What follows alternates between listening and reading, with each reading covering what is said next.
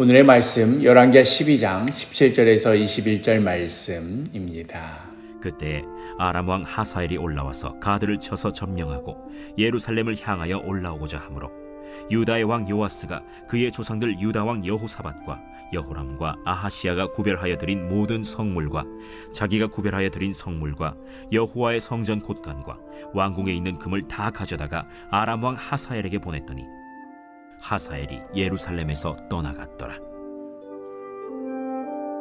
요아스의 남은 사적과 그가 행한 모든 일은 유다 왕 역대 지략에 기록되지 아니하였느냐.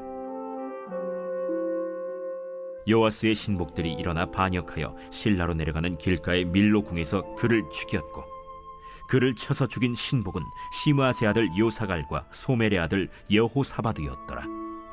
그는 다윗 성에 그의 조상들과 함께 장사되고 그의 아들 아마샤가 그를 대신하여 왕이 되니라.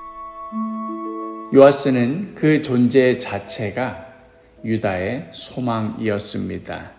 다윗의 혈통이 아달랴에 의해서 다 죽임을 당하였을 때, 그리하여 모든 남유다 백성들이 충격과 절망에 빠져 있었을 때, 단 하나 살아남은 요아스의 그 존재 자체만으로도 위로요, 소망이요, 또 환호와 지지의 대상이 되었던 것이지요. 어쩌면 요아스는 응석바지로 자랄 수도 있었을 것입니다. 어린 나이에 왕이 되기도 했었고, 또 그 존재만으로도 사람들이 환호해 주었으니 충분히 그럴 가능성이 있었습니다.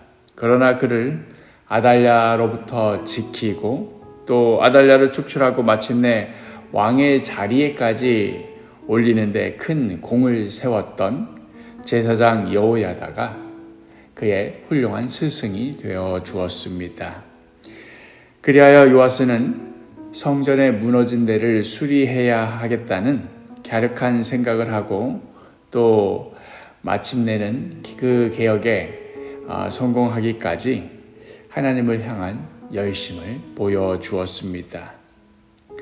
하지만 안타깝게도 처음에 그 마음을 끝까지 품지는 못하였습니다.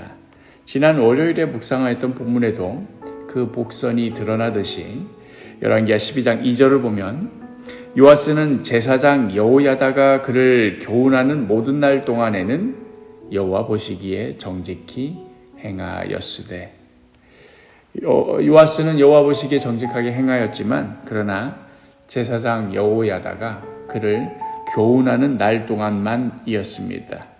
여호야다가 죽고 나자 그간 보여줬던 신실한 모습에서 조금씩 엇나가기 시작했습니다.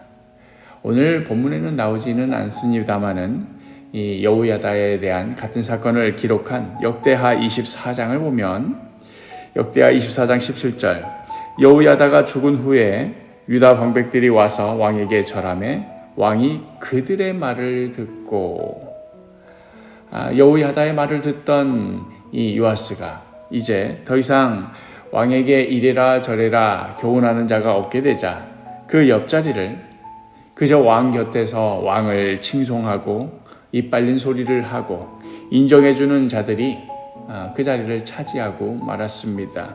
그렇게 무엇이 하나님 앞에서 옳은 것인가, 무엇이 하나님께 기쁨이 되는 것인가 하는 기준에서 무엇이 내게 만족스러운가, 무엇이 사람들로부터 인정받을 수 있는 것인가 하는 기준으로 서서히 옮겨지자 정말이지 거짓말과 같이 요아스의 삶의 모습도 돌변하고 말았습니다.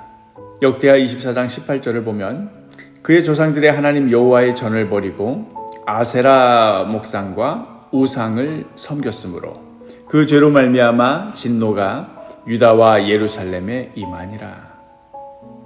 왕의 이러한 변질된 모습에 스가랴가 그의 아버지 여호야다의 뒤를 이어서 요아스에게 간언을 올렸지만, 이어지는 20절을 보면 이에 하나님의 영이 제사장 여호야다의 아들 스가랴를 감동시키매 그가 백성 앞에 높이 서서 그들에게 이르되, 하나님이 이같이 말씀하시기를 너희가 어찌하여 여호와의 명령을 거역하여 스스로 형통하지 못하게 하느냐 하셨나니 너희가 여호와를 버렸으므로 여호와께서도 너희를 버리셨느니라 하나.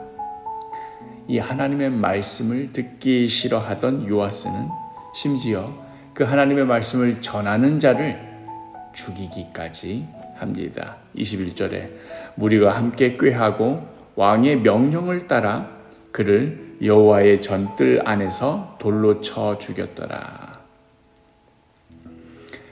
우리가 잘 기억하듯이 아합이 여호와의 말씀에 따라서 그 포도원을 팔 수 없다던 나봇을 거짓 증인을 내세워서 억울하게 죽이게 하지 않았습니까? 바로 그 사건 때문에 아합 집안에 하나님의 저주가 내려졌었는데, 그런데 바로 그 아합의 딸 아달랴 때문에 다윗의 혈통이 다 죽고 자신만 겨우 살아남아서 이제 겨우 아합 집안의 그 영향력을 남유다에서 몰아내었건만 제사장 여호야다가 서거하고 나자 기껏 한다는 짓이 자신에게는 원수가 되는 그 아합 집안의 행위를 고스란히 따라하는 것이지요.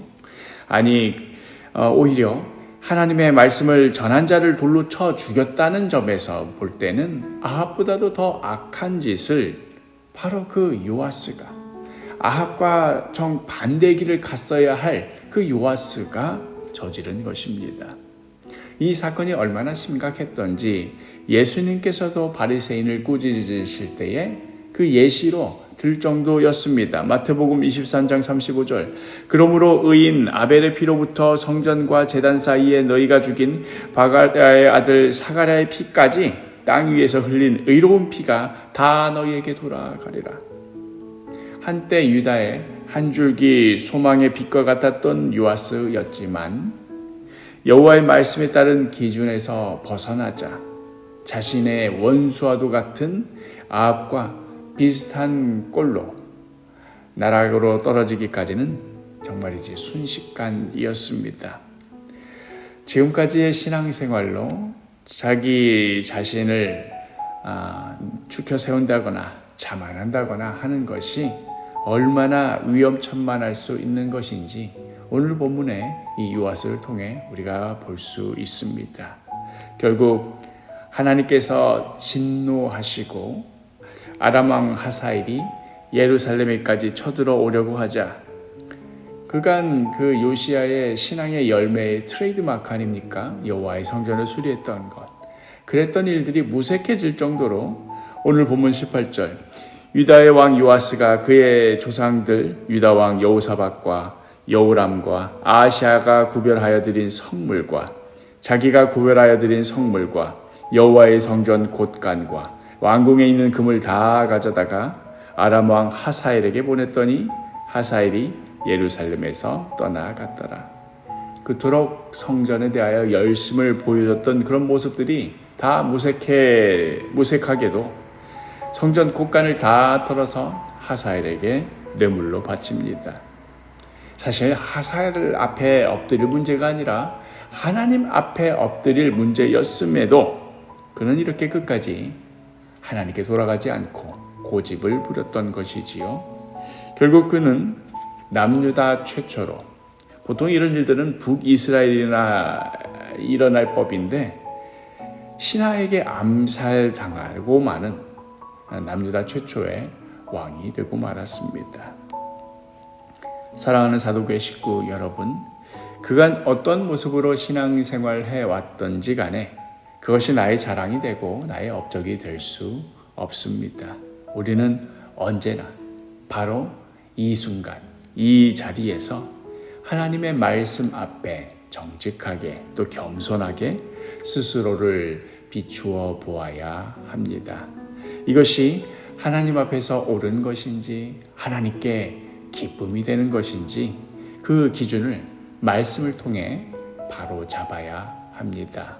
오늘 하루도 주님의 말씀으로 늘 스스로를 진실하게 되돌아보며 깊이 성찰하며 주님 앞에서 신실한 모습으로 살아가는 귀하고 복된 하루가 되기를 간절히 축복합니다.